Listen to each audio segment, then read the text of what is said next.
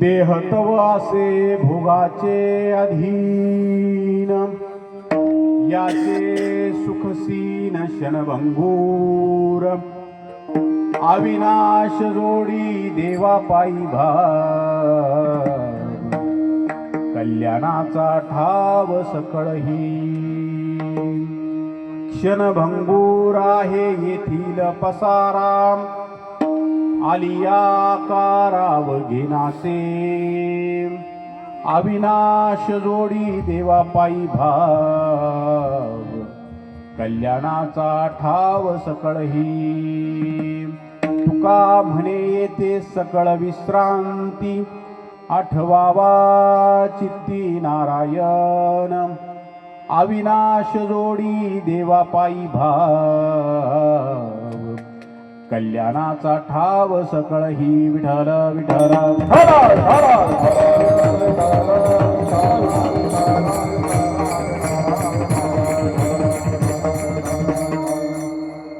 समचरण सरोजम सांद्रणीलांबुधावं, जगननीत पाणी मंडनम मंडनानं, तरुण तुलसीमालां कंधरं कंजनेत्रं, सदयधवलहासं विठ्ठलं चिन्तयामि, पांडुरंगा करू पांडुरंगा करू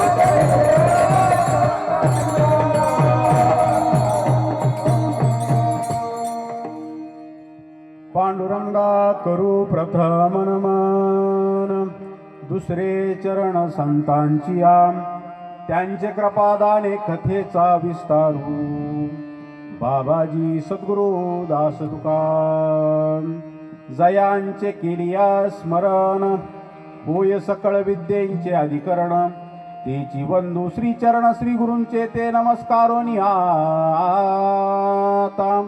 ओम नमो ज्ञानेश्वराम करुणा करा दयाळा तुमचा अनुग्रह लादलो पावन झालो चराचरी.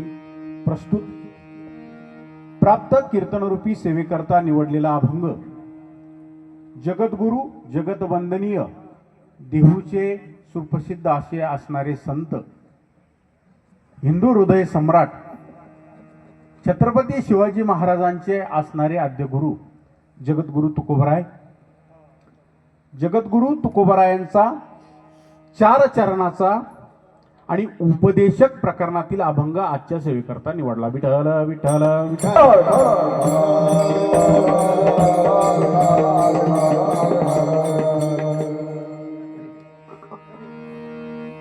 प्रस्तुत अभंगामध्ये जगद्गुरु तुकोबराय या जड जीवांना उपदेश करतात. प्रस्तुत अभंगामध्ये जगद्गुरु तुकोबराय विनाशी वस्तू कोणती आणि अविनाशी वस्तू कोणती याचं महत्त्व या अभंगामध्ये प्रतिपादित करतात. जगद्गुरु तुकोबराय म्हणतात, हा जो देह आपल्याला मिळाला ना, हा देह भोगाच्या अधीन आहे.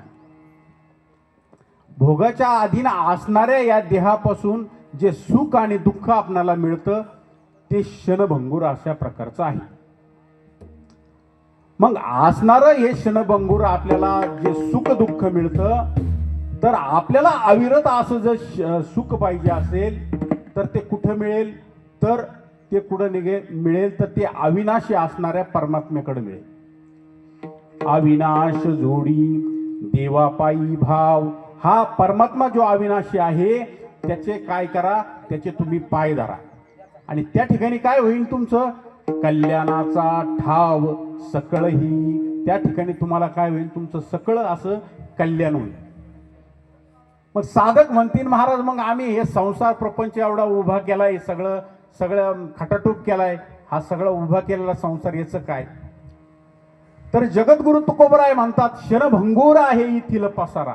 हा जो सगळा पसारा आहे ना, हा सगळा क्षणभंगुरी.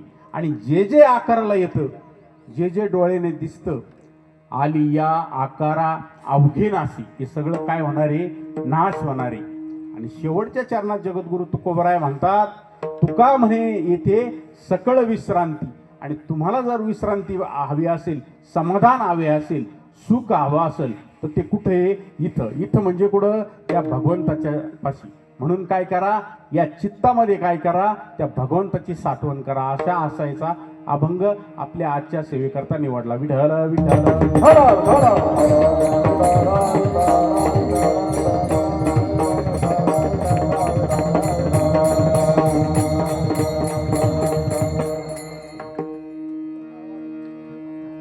अभंगावर सविस्तर बोलण्यापूर्वी परिहार द्यायचा तो असा, आज या ठिकाणी श्री क्षेत्र कोल्हार बुद्रुक, कोल्हार भगवती, प्रवरा माईच्या तीरावर बसलेलं आपलं कोल्हार गाव. आपलं म्हणजे मी पण कोल्हारचाचे, फक्त नदीच्या पलीकडचं.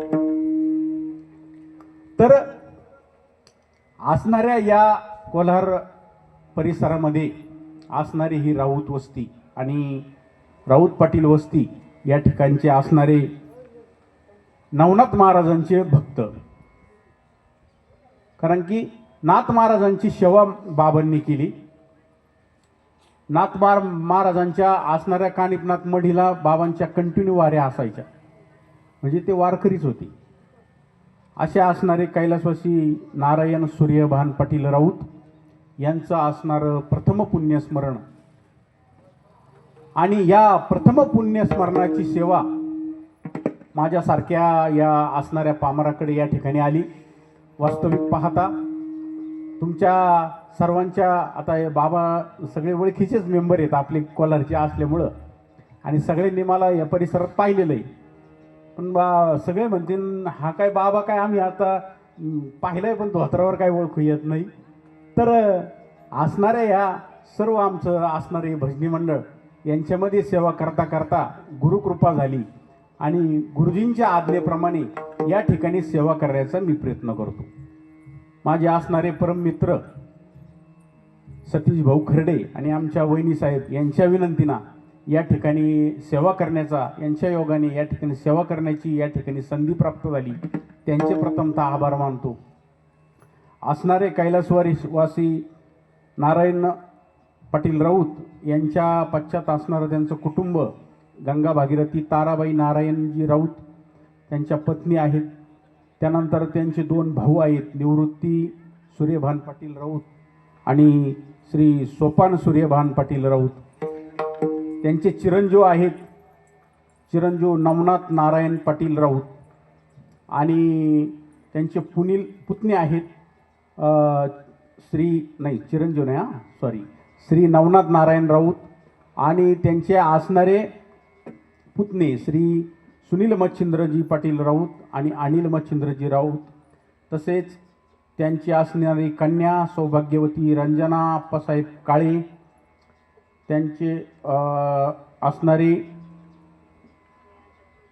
हिराबाई सुभाष काळे या बहीण आहे का, आणि त्यानंतर असणाऱ्या त्यांच्या पुतणी सौभाग्यवती सुनंदा सतीश खर्डे, तसेच सौभाग्यवती रेणुका नवनाथ पाटील राऊत या सुनबाई आहे. तसेच अजून त्यांची 2 पुतण्या आहेत, श्री सौ नंदा बाबासाहेब चौधरी आणि गंगा भागीरथी नंदा अशोक पाटील काळे. असा हा मोठा असणारा राऊत पाटील परिवार. आणि ह्या राऊत पाटील परिवाराने आपल्या वडिलांच्या ऋणातून मुक्त होण्यासाठी असणारी ही आजची सेवा या ठिकाणी निवडली.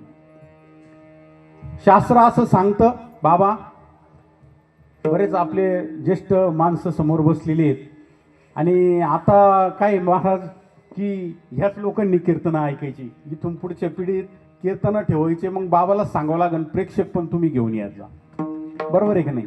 तर ही जी पिढी आहे अजून ही पिढी महाराजांसमोर कीर्तनाला बसती. आताच्या इथून पुढच्या आता बघा तुम्ही महिला मंडळ पण बघा, ही जे मध्यमवर्ग म्हणजे मध्यम वयाची जी माणसं झाली ती आता अजून तरी कीर्तना प्रवचनाला समोर बसतात. इथून पुढच्या काळामध्ये कीर्तन प्रवचन होतील का नाही याची शंका आहे. जर करायचे असले तर महाराजांना सांगावं लागेल, श्रोतेच नाही महाराजांना सांगावं लागेल तुम्ही श्रोते पण घेऊन या. तर तुम्ही सर्व बसणाऱ्या सगळ्या महेशाच्या मूर्ती आहेत. आमचे गुरुजी म्हणतात की श्रोते म्हणजे भगवंताचेच अवतार असतात. आणि तुम्हाला एकदा नमन करतो. असणाऱ्या आजच्या ह्या सर्व कार्यक्रमासाठी ही गुणीजन मंडळी या ठिकाणी आपल्याला उपलब्ध झालेली आहेत. त्यामध्ये मृदंगावर असणारे आमचे हरिभक्तपरायण पांडुरंगजी महाराज विधाटे, हे सगळे गुरु समान आहेत मला, हे सगळे यांचं पाहून पाहून शिकलेलो आहे. दुसरे असणारे हार्मोनियमवर आमचे राजेंद्रजी महाराज शिरसाट, गायनाचार्य हरिभक्तपरायण संगीता अलंकार हरिभक्तपरायण मुकुंदजी महाराज भगत, दुसरे गायनाचार्य हरिभक्तपरायण शिवाजी महाराज तांबे, तिसरे गायनाचार्य आमचे प्रकाश महाराज विनेकरी महाराज, आमचे शिंदे माऊली, भरत महाराज, मधुकर महाराज, आणि हे 2-3 महाराज परिचय येत नाहीत. यांनी पण बघा या वयात पण महाराज मंडळी वारकरी मंडळी टाळ घेऊन उभं राहतात. पण कालांतरीने अशी काही दिवसांनी वेळ येईल की टाळकरी मिळणं अवघड होईल. तर संप्रदायाच्या ह्या कार्यक्रमासाठी माझी विनंती आहे की प्रत्येकाने आपल्या घरामध्ये कमीत कमी एका वस्तीवर 1-2 तरी टाळकरी तयार व्हावेत. जास्त काही बोलत नाही, आपल्याला विषयावर यायचंय. तत्पश्चात असणारे नवनाथ भाऊ आपल्या वडिलांच्या ऋणातून मुक्त होण्यासाठी हा कार्यक्रम या ठिकाणी, हा खटाटोप त्यांनी या ठिकाणी ठेवलेला आहे. शास्त्र असं सांगतं आपल्याला या इहलोकामध्ये जन्म मिळाल्या काही गोष्टीचं ऋण सांगितलंय शास्त्राने. 3 गोष्टीचे ऋण आपल्याला या ठिकाणी जन्म मिळाल्या प्राप्त होतं. ऋण म्हणजे भगवंताचं ऋण, कारण की हा भगवंताने आपल्याला हा देह दिलेला आहे. पहिलं ऋण आपण जन्माला घेतल्या आपल्याला भगवंतावर पहिलं ऋण असतं. दुसरं जे ऋण सांगितलंय शास्त्राने ते सांगितलंय सद्गुरूचं ऋण. ज्या सद्गुरूने आपल्याला ज्ञान दिलं त्या सद्गुरूचं ऋण. आणि तिसरं आणि महत्त्वाचं ऋण सांगितलंय आपल्या आई वडिलांचं ऋण. कारण की आई वडील जर नसते तर आपला जन्मच झाला नसता. मग ह्या तीनही प्रकारच्या ऋणातून आपल्याला मुक्त होता येत नाही. भगवंताचं ऋण फेडता येत नाही, सद्गुरूचं ऋण फेडता येत नाही, आई वडिलांचं पण ऋण आपल्याला फेडता येत नाही. परंतु शास्त्र असं सांगतं की आई वडिलांच्या ऋणातून मुक्त होण्याचा प्रयत्न आपण करायचा असतो. कसा करायचा असतो? तर ज्या वेळेस आई वडिलांनी आपल्याला लहानचं मोठं केलंय, लहानपणी आपल्या ज्या यातना त्यांनी भोगल्यात, अंतकाळीच्या वेळेला आपली आई असू वडील असू अंथरुणावर ज्यावेळेस ते खेळलेले असतात त्यावेळेस त्यांची सेवा करणं या आपलं कर्तव्य असतं. कुणाचं कर्तव्य असतं? असणाऱ्या त्या मुलांचं कर्तव्य असतं. आणि असणाऱ्या त्या मुलांच्या कर्तव्यातून त्या ऋणातून मुक्त होण्यासाठी त्यांनी ती सेवा करायची असते. ती व्यक्ती गेल्यानंतर असणारा त्यांचा अंतिम संस्कार असो किंवा तिथून पुढचं आसन, मासिक श्राद्ध आसन, वर्ष श्राद्ध आसन, या सगळ्या गोष्टी कर्मपात करणे प्रत्येकाला ते बंधनकारक आहे. तुम्ही म्हणता कसं बंधनकारक आहे? तर ते आपल्याला काय, आपल्याला नाही, देवाला पण ते चुकलं नाही. ज्यावेळेस प्रभू रामचंद्रजी वनवासामध्ये होते आणि प्रभू रामचंद्रजींना वार्ता समजली कुठं वनवासामध्ये की राजा दशरथजी अंतर्धान पावलेले आहे. त्यावेळेस प्रभू रामचंद्रजींना काय केलं की प्रथमतः वशिष्ठजींना त्या ठिकाणी बोलवण्यात आलं आणि मी माझा या असणाऱ्या दशरथ राजांचा मोठा मुलगा आहे, माझं कर्तव्य काय आहे मोठा मुलगा असल्यानंतर. त्यावेळेस प्रभू रामचंद्रजी म्हणले का नाही, सगळं राज्य भरत पाहू राहिला आणि भरतानी जातं त्या अंत्ययात्रा करण, पिंडदान करण, सगळं भरतानी करावा. तर त्याच ठिकाणी भगवंत असून सुद्धा भगवंतांनी काय केलं की या नरदेहामध्ये भगवंत होते आणि त्यांनी असणारं गयेला जाऊन काय केलं तर पिंडदान विधी त्या ठिकाणी केला. हे सांगतो कशासाठी की ते भगवंत असू नाही तर मानव असू आपल्याला ते कर्म प्राप्त आहे. त्याच्यासाठी काय की पिंडदान, अन्नदान, ज्ञानदान, वस्त्रदान, काय तुम्हाला द्रव्यदान, गोदान, जे दानाचे अनेक प्रकारे ते दान जर आजच्या दिवशी केले तर आजच्या दिवशी ते असणारे बाबा असणाऱ्या त्या इहलोकामध्ये त्या असणाऱ्या भगवंतापुढे बसलेले आहेत आणि उभे आहेत आणि त्यांना आज नवीन लोक त्या ठिकाणी प्राप्त होणार आहे. आणि ते नवीन लोक प्राप्त होण्यासाठी त्या पुण्याचा संचय त्यांच्या जवळ पाहिजे आणि त्या पुण्याच्या संचयासाठी हा सगळा खटाटोपा आजचा केलेला आहे. आता तुम्ही म्हणता बाबा नवनाथ महाराजांचे भक्त होते, बाबांची नवनाथाची कंटिन्यू वारी होती. बघा बाबांचं नाव काय हो? नारायण. बाबा नवनाथांचे भक्त दत्त महाराज आणि त्यांनी त्यांच्या मुलाचं काय नाव ठेवलं? नवनाथ. अखंड भगवंताचं नामस्मरण माझ्या मुखात राहावा म्हणून मुलाचं नाव त्यांनी नवनाथ ठेवलं. आणि अशा कुळामध्ये चांगलेच पुत्र जन्माला येत असतात. वारकऱ्याच्या फुटी तुम्ही जसं जसं करतात, आज आपला विषयच तोची की देहतवा असे भोगाच्या आधीनं देह आपल्याला कसा मिळतो? आपण जसे भोग भोगतो त्याप्रमाणे आपल्याला देह मिळतो. तर असणाऱ्या बाबांनी जी सात्विक अशी भक्ती नवनाथांची केली, त्यांच्या पोटी जो पुत्र जन्मला तर त्या मुलाने काय केलंय की असणारे हे खटाटोप, कारण की आता आहे ना महाराज, आताच्या ह्या नवीन पिढीमध्ये कीर्तन प्रवचन काही ठिकाणी होत नाही. चांगल्या ठिकाणी पैसेवाले डायरेक्ट सांगतात नाही आता आज वर्ष श्राद्ध आहे ना, 1-2-4 लोक बोलवा, त्यांना जीव घाला, कुठंतरी दान द्या, कुठंतरी हे करा. स्वतः काही करायला तयार नाही, पैसे खर्च करायला तयार आहे पण हे खटाटोप करायला तयार नाही. त्याच्यासाठी काय लागतं? सात्विक पुत्र पोटी जन्माला यावं लागतं. पवित्र ते कुळ पावन पवित्र ते कुळ पावन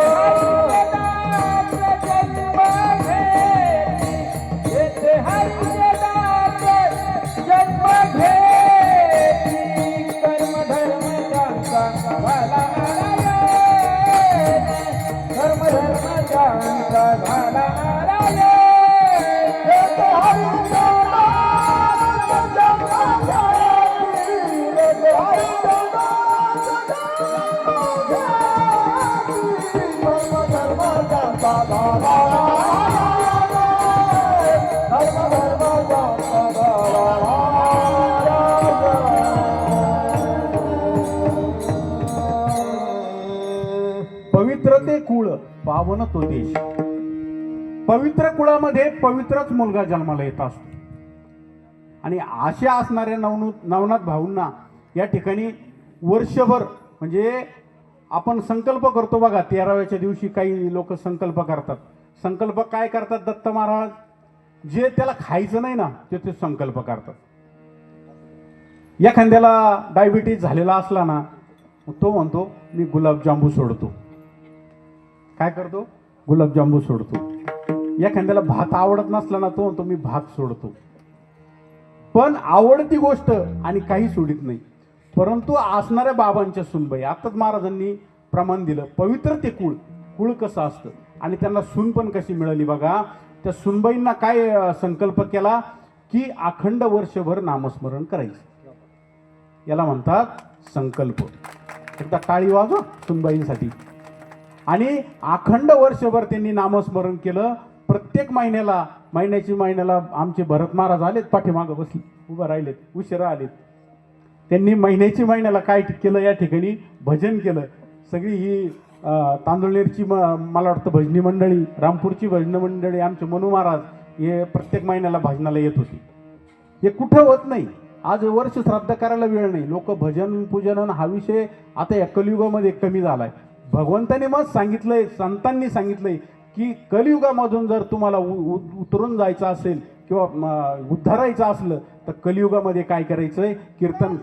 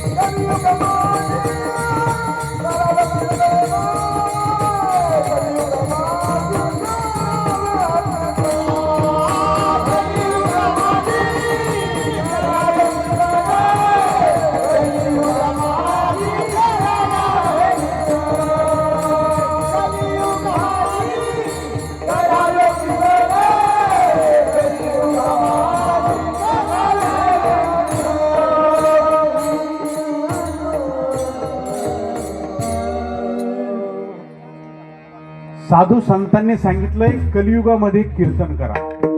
जसे प्रत्येक युगामध्ये कृतयुग, द्वापर युग, त्रेतायुग या तिन्ही युगामध्ये कसं होतं महाराज? आपल्याला भरपूर असं आयुष्य होतं. हजार 1200 वर्ष, लाख वर्षाचे आयुष्य होतं. आपले पुलतांब्याचे असणारे चांगदेव महाराज 1400 वर्षाचे होते आणि असणाऱ्या ज्ञानोबा माऊलींना भेटायला चालली होती. अनेक वर्षाचं त्यावेळेस आयुष्य राहायचं त्या युगामध्ये. आणि मग त्या युगामध्ये भगवंत प्राप्तीचं जे साधन सांगितलं होतं त्या युगामध्ये काय करायचे? तप करायची, तपश्चर्या करायची. हजार वर्ष, 500 वर्ष ते हिमालयात जाऊन बसायचे, त्यांच्या जटा वाढायच्या आणि असणारे ते भगवंताची तपश्चर्या करायची. त्याच्यानंतरच्या द्वापर युगामध्ये यज्ञकर्म सांगितलंय. आता हा यज्ञकर्म काय आहे की एखादी जमीन अशी घ्यायची की तिच्यावर ती नापीक जमीन पाहिजे, तिच्यावर कुठलेही संस्कार झालेले नाही पाहिजे. त्या ठिकाणी कामधेनू सारखी गावरान गाय घ्यायची, तिचं शेण घ्यायचं, त्याने ती जमीन सारवायची. त्या ठिकाणी अगोदर तर ती सोन्याच्या नांगराने नांगरायची, मग ती सपाट करून, हे फक्त आपण ऐकायचं आहे. आता सोन्याचा नांगर करायचं आपल्याच्यानी शक्य नाही. आणि मग ती जमीन असणाऱ्या कामधेनू गावरान गायीच्या असणाऱ्या शेणाने ती सारवायची आणि त्या ठिकाणी यज्ञकुंड मांडायचा आणि त्या यज्ञकुंडामध्ये हत्तीच्या सोंडाने तूप टाकायचं. हत्तीच्या सोंडाने काय करायचं? कोणतं तूप? गावरान तूप. आता सतीश भाऊला म्हणलं ना गावरान तूप आपल्याला भेटलं पाहिजे बुवा, कुठंतरी पहा तुमच्या जोडीदाराकडं. ते म्हणतात 700 रुपये किलो आहे, ते पण एकदम 999 ग्रॅम, 1 किलो सुद्धा भेटत नाही. मग आता तुम्ही सांगा, जर गावरान तूप जर समजा हत्तीची सोंडत किती तूप बसतं एका टायमाला? सोंडणी जर ती तूप ओढलं तर 1-2 बादले ते हत्ती ओढितो, तेवढं ते तूप त्या याच्यामध्ये टाकावं लागतं. कशामध्ये? यज्ञकुंडामध्ये. मग आता आपल्याला या कलियुगात शक्य आहे का इतकं तुपण ते करणे आणि सोन्याचं नांगर आणणं? तर या कलियुगामध्ये आपल्याला अल्प आयुष्य दिलेलं आहे, 100 वर्षाचं. अल्प आयुष्य मानव देह, आयुष्य मानव देह, आयुष्य मानव देह, आयुष्य मानव देह. शत गणिते आदरा प्रधान, शत गणिते आदरा प्रधान, शत गणिते आदरा प्रधान.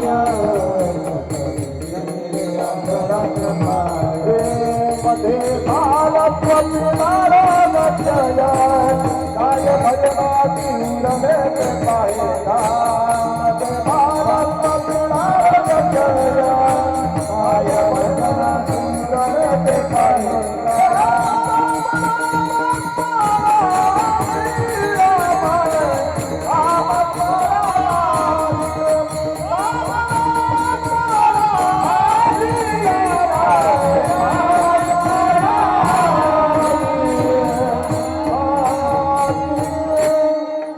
अल्प आयुष्य मानव देह, शतगणिने ते अर्धरात्र खाई.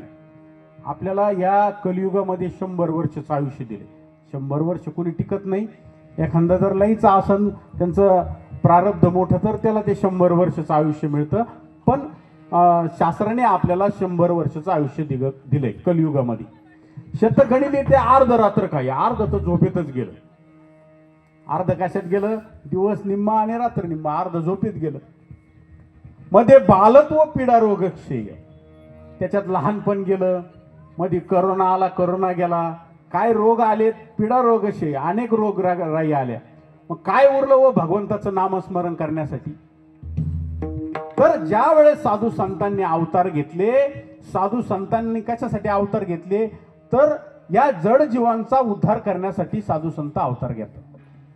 मग या साधू संतांनी काय पाहिलं की भगवंताने हा नरदेह या असणाऱ्या नर शरीराला आपल्याला जर पाठवलं, ही नरदेहाला जर लोक पाठवली, कशासाठी पाठवले?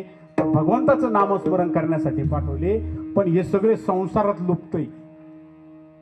हे काय करतात? हे सगळे संसारात लुप्तय. आणि प्रत्येक जण कशाच्या माग लागलाय महाराज? तर सुखाच्या माग लागलाय, समाधानाच्या माग लागलाय. प्रत्येकाला काय पाहिजे? आज सुख पाहिजे. मग ते काय करतात? प्रत्येक जण सुखाच्या माग लागलाय आणि हे सुख शोधता ते सुख जे मिळवायचा प्रयत्न करतायत. तर प्रयत्न कशासाठी करतात? या विनाशी असणाऱ्या शरीरामधून काय करण्याचा प्रयत्न करतात? सुख प्राप्त करायचा प्रयत्न करतात. पण विनाशी असणाऱ्या गोष्टीमध्ये सुख मिळत नाही. हे संतांच्या लक्षात आलं. आणि मग संतांनी काय केलं की उपदेश करण्याचा प्रयत्न केला. आता आजच्या अभंगात आतशिक आपल्या प्रवेशी. आता मग 12 वाजले पण पर्याय नाही, आम्ही मग 10ला आलो, परंतु इथं कोणीच नव्हतं. त्याच्यामुळं आपण अजून मोजून 1 तास कार्यक्रम करू. तर जगद्गुरु तुकोबराय या ठिकाणी उपदेशक आहेत. आणि उपदेश काय आहे की विनाशी गोष्टीचा त्याग करणे आणि अविनाश परमात्म्याची प्राप्ती. शास्त्र म्हणतं की उपदेश करणाऱ्याला उपदेश करण्याचा अधिकार असावा लागतो. उपदेश करणाऱ्याला उपदेश करण्याचा अधिकार असावा लागतो. उपदेश करणाऱ्याला उपदेश करण्याची रीत माहिती असावी लागते. ज्यांना उपदेश करायचा ना त्यांच्यासाठी तळमळ असावी लागते. आणि जो उपदेश करायचा ते ज्ञान असावा लागतं. म्हणताना आम्हाला काही समजलं नाही. सोपंच सांगतो. उपदेश करण्यासाठी त्या व्यक्तीकडे अधिकार असावा लागतो. आता आमचे पांडुरंग महाराज या ठिकाणी पखवाद वाजवतात आणि एखादा व्यक्ती रस्त्याने चाललाय रोडनी, त्याने ते आवाज ऐकला, तो आला, गाडी लावली, महाराजांना लावली, महाराज असं करा, पखवाद तुमचं स्वरामध्ये नाही, काय करा, त्याला चांगलं स्वरामध्ये लावू. महाराज म्हणतील तुम्हाला टाळ वाजवता येतो का? नाही हो, मी भजनात कधी टाळा हातात नाही घेतला आणि कधी काहीच नाही, पण मला काय आवाज व्यवस्थित येईना. ते म्हणते भाऊ तू तिकडे लांब जाऊन बस. पण जर त्यांना आमचे गायनाचार्य महाराज जर म्हणले, मुकुंदजी महाराज, की पांडुरंग महाराज पखवाद काय आहे, स्वरामध्ये नाही, तर ते म्हणतील का असं? कारण की त्यांना माहिती ते डवरी गुरुजीचे शिष्य. अधिकार पैसा दाबी येला चालता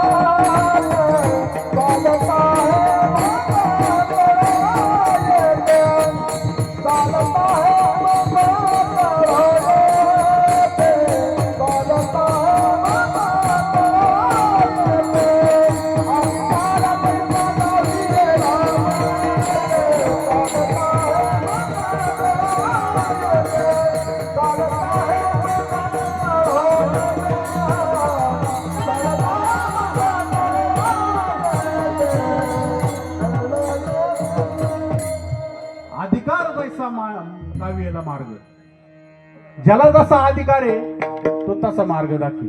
तर आमच्या सतीश भाऊच्या दुकानावर जर गेलो आणि एखादी बॅटरी आपण जर घेऊन गेलो आणि मी म्हटलो महाराज मला बॅटरी बदलून द्या, ही काय चार्जिंग होत नाही, ड्रायव्हरने पाहिलं ती काय चार्जिंग होत नाही, बॅटरी दिली, तुम्ही डुप्लिकेट दिलेली, ते लगेच ते मशीन आणणार, त्याच्यामध्ये त्याची ग्रॅव्हिटी चेक करणार. ती ग्रॅव्हिटी चेक केल्यानंतर त्यांच्या लक्षात येणार की ही बॅटरी गेलेली आहे का नाही आहे. तो अधिकार त्यांच्याकडे, तो आपल्याकडे आहे का प्रत्येक गोष्टीचा. तसा जगद्गुरु तुकोबरायांना, बरं का राजू महाराज, जगद्गुरु तुकोबरायांना अधिकार होता. आणि कसला अधिकार होता? असा तसा अधिकार नव्हता. भगवंतांनी जगद्गुरु तुकोबरायाला आपल्याला उपदेश करण्यासाठी पाठवलं होतं. तुका म्हणे मज धाडिले निरोप, मार्ग हा सोपा सुकर. भगवंतानीच पाठवलंय. कुणी? भगवंतानी आपल्याला काय करण्यासाठी? उपदेश करण्यासाठी. म्हणजे आहे का नाही जगद्गुरु तुकोबरायांकडे अधिकार? तर तो जगद्गुरु तुकोबरायांकडे अधिकार आहे. आता दुसरी गोष्ट, ज्ञान पाहिजे. उपदेश करण्यासाठी ज्ञान पाहिजे आणि तळमळ पाहिजे. समजा एखाद्याचा मुलगा आजारी पडला, सतीश भाऊ, त्याची मस्त तळमळ आहे, आता ह्या मुलाला काय करायचंय, आपल्याला रिपेअर करायचंय, पण त्याला कोणतंही इंजेक्शन द्यायचं त्याचं ज्ञान आहे का? त्या माणसाला, त्या मुलाला कुठलं इंजेक्शन द्यायचंय त्या आजारातून दूर करण्यासाठी त्याचं ज्ञान नाही, तळमळ मशी. पण आता विचार करा, डॉक्टरचाच मुलगा आजारी पडला, आता तिथं ज्ञानपणी आणि तळमळपणे माझाच मुलगा आहे आजारी पडला, तो लगेच त्या ठिकाणी इंजेक्शन देईल. म्हणून जगद्गुरु तुकोबराय काय आहे? तेच डॉक्टर आहे, त्यांच्याकडे तळमळपणी आहे आणि ज्ञानपणी. कसं ज्ञान आहे? असणारे साधू संतांनी काय केलं की जे असणारे उपनिषद, जे असणारे काय असतील, जेवढे वेद आहेत, 4 वेद सांगितलेत शास्त्रांनी, सामवेद, अथर्व वेद, यजुर्वेद आणि ऋग्वेद. असणारे जे 4 वेद, 6 शास्त्र आहे, 18 पुराण आहे, याचा या संतांनी अभ्यास केला. आणि या संतांनी अभ्यास केल्यानंतर आपण आपल्या मुद्द्यावर येऊ की त्यांच्या लक्षात आलं की हे जगत संसाराच्या मागे, संसाराच्या मागे यांना सुख शोधतात, यांना कुठून तरी सुख पाहिजे. मग ते नाही ते कर्म करतात, इकडून पळ तिकडून पळ, एक दुकान टाकलं त्याच्यात इन्व्हर्टरचं टाक, सोलरचा आण, आमककार, ह्यो बंगला बांध, त्याच्यावर अजून एक बंगला बांध, 4 व्हीलर घेतली अजून भारी घे, अजून काहीतरी करायचा प्रयत्न करतात. म्हणताना सतीश भाऊलाच बोला, तर मला सापडला तेवढाच व्यक्ती पुढं ओळखीचा, त्याच्यामुळे त्याला बोलू राहिलो, उदाहरण देतोय. तर मनुष्य काय करू राहिलाय? याच्यात सुख पाहू का, त्याच्यात सुख पाहू का, याच्यात सुख. एखाद्याने गाडी घेतली बघा, 10 लाखाची गाडी घेतली, गाडी आणली, दुसऱ्या दिवशी लगेच गाडीला शेड केलं. काय केलं? शेड केलं. तिला हार बीर चांगला 4-5 हजाराचा, थोडी 2-3 वर्ष वापरली. त्याला वाटलं आता नवीन लेटेस्ट गाडी आली आता इलेक्ट्रॉनिक, ती गाडी लगेच बाजूला काढली, दुसरी गाडी तिथं लावली. मग त्या पहिल्या गाडीमध्ये तुम्हाला सुख होतं तर ते कायमपर्यंत राहायला पाहिजे होतं, ते का बरं कमी झालं हो? अजून जवळचं सांगू का, काही लोकांना आपल्या सुंदरतेमध्ये सुख वाटतं. सकाळी उठलं का आरशात पाहतील, दुपारी आरशात पाहतील, संध्याकाळी आरशात पाहतील. मग म्हातारं झाल्यावर का बरं पाहती नाही होते आरशामध्ये? जर सुंदरतेमध्ये सुख आहे, महिला वर्गाला विचारतो मी, तुमच्या सुंदरतेमध्ये जर सुख आहे, तुम्ही तरुणपणामध्ये 50 वेळा आरशात पाहतील, इकून कांगवा फिरवतील, तिकून फिरवतील, मग म्हातारपणी का फिरवती नाही? तर त्या म्हातारपणी का फिरवती नाही, तर त्या असणारं सुख त्या ठिकाणी वजा झालं. म्हणजे संसारामध्ये जे सुख आहे ना, ते काय होतं, कालांतराने काय होतं, कमी होतं, अविरत असं मिळत नाही. मग आपल्याला तर काय पाहिजे, अविरत असं सुख पाहिजे. आपण जर म्हणलं ना, महाराज दिंडीला निघलो, आपण म्हणलं चला दिंडीला येता का, पंढरपूरला जायचंय आणि आता आषाढी वारी आहे, येता का दिंडीला? ते म्हणते आम्हाला वेळच नाही हो, वेळच नाही. माऊली म्हणतात सायाच करेसी प्रपंच दिननिसी आणि हरिसी न भजसी कोण्या गुणे. सायच तुम्ही प्रपंच करून राहिलेले. एखाद्या ठिकाणी जर बांधकाम चालू असलं ना, आता या वस्तीवर तुम्हाला अनुभव असेल बाबा, नवीन बांधकाम चालू झालं, एका आजोबाचं काय झालं की नवीन बंगल्याचं काम चालू केलं आणि त्या आजोबा काठीवर होते, काठी टेकत टेकत टेकत त्या पायाचं काम चालू होतं आणि त्या पायाच्या ठिकाणी ते बाबा गेले आणि त्यांनी त्या असणाऱ्या मिस्त्रीला विचारलं किती खोल पाय घातला, किती मजलेवर बांधता येईल, किती दिवस ते टिकन. अहो त्या बाबाला सूट पायावर उभा राहता येत नाही, पण नाताची काळजी काय, याचा बंगला वर ते कधी किती फ्लॅट होतील याच्यावर परत चाल काढून ठेवा. हे उदाहरण माझं नाही, माऊली म्हणतात पाया खोदोनी बांधिती घर, पुत्र पौत्र नांदावया. हे माऊलींचं ज्ञानेश्वरीतलं उदाहरण आहे, मी माझ्या मनातलं काहीच सांगत नाही. तर प्रपंचामध्ये तुम्ही जर एवढं काय करता, तर जगद्गुरु तुकोबरायांनी काय केलं की या प्रपंचामध्ये जगद्गुरु तुकोबराय सांगतात की या प्रपंचामध्ये तुम्हाला हा जो देह मिळाला ना, हा भोगाच्या आधी. तुम्ही म्हणता आल्यापासून आम्ही ऐकतोय देह भोगाच्या आधी, देह भोगाच्या आधी, नेमकं हाय तरी काय भानगड? जो आपल्याला शास्त्राने असं सांगितलंय, दुर्लभ 3 गोष्टी सांगितल्या. त्याच्यामधली पहिली गोष्ट सांगितली, हे जे नरदेह मिळाला ना, हा नरदेह मिळणं हाच दुर्लभ गोष्ट सांगितली. दुर्लभम त्रमये वैत्य देवानुग्रहम हेतुकम मनुष्यत्व मुमुष्यत्व सत्पुरुषत्व संश्रमाहा. दुर्लभ गोष्टी सांगितल्या. कोणत्या दुर्लभ गोष्टी सांगितल्या? मनुष्य मिळणे हा अत्यंत दुर्लभ आहे. तुम्ही म्हणता असं कसं म्हणता, काय आपल्या कोलारची लोकसंख्या वाढत चालली, काय भारत देशाची लोकसंख्या वाढत चालली, तर दुर्लभ कसा? तर ते कोणाला विचारा, ज्या आईला अजून मूलबाळ झालेलं नाही तिला विचारा किती दुर्लभ आहे मूल होणं किंवा जन्म होणे किंवा जन्म घेणे. मनुष्य देह मिळणे हा किती दुर्लभ आहे. नरदेह दुर्लभ झाला रे, नरदेह दुर्लभ झाला, दुर्लभ झाला रे, नरदेह दुर्लभ झाला, भगवंता तुझा मला रे, भगवंता तुझा मला,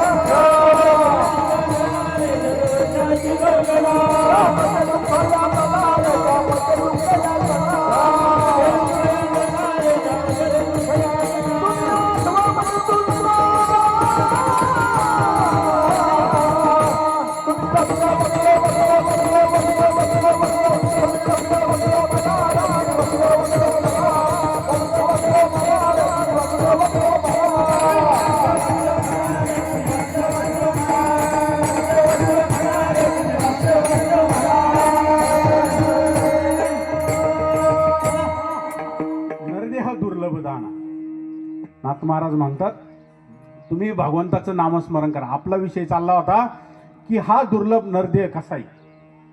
तर शास्त्र असं सांगतं तुमचं पाप आणि पुण्य जर समसमान झालं ना, तर तुम्हाला हा नरदेह मिळतो.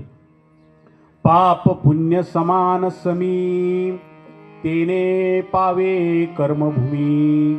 जर तुमचं पाप पुण्य जर समसमान झालं तर तुम्हाला हा नरदेह मिळतो. मग जर तुम्हाला हा नरदेह मिळतो, जर समजा स्वर्गीचे आमर इच्छिता ती देव मृत्यूलोकी व्हावा जन्म आम्हा.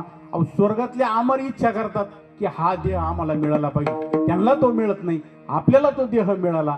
पण पण आपण काय करतोय, आपण हा संसारामध्येच वाया घालतोय. आणि म्हणून जगद्गुरु तुकोबराय काय म्हणतात की ह्या संसारामध्ये जे सुख आणि दुःख आहे ना, ते कसं आहे, क्षणभंगूर आहे. कसं आहे, क्षणभंगूर आहे. तुम्ही म्हणता कसं, तर याच्यामध्ये सुख भेटलं, समजा कुठलं बी सुख घ्या तुम्ही. आता मग तुम्हाला सुखाची व्याख्या सांगितली, आता दुःखाची सांगतो. या संसारामध्ये असं आहे, सुख नुसतं सुख म्हणलं ना तर दुःख येतं, आणि दुःख म्हणलं ना ते एखाद्याला पहा, एखाद्या घरातली व्यक्ती गेली, पहिल्या दिवशी रडतात, दुसऱ्या दिवशी पिठलं भाकरी करून खातात, तिसऱ्या दिवशीपासून रुटीन चालू होती, 10व्या दिवशी गुलाबजामू खात्या. ते दुःख ऑटोमॅटिक या संसारामध्ये काय होतं, क्षणिक ते दुःख नाहीसं होतं. तसंच सुखाचा प्रकारे.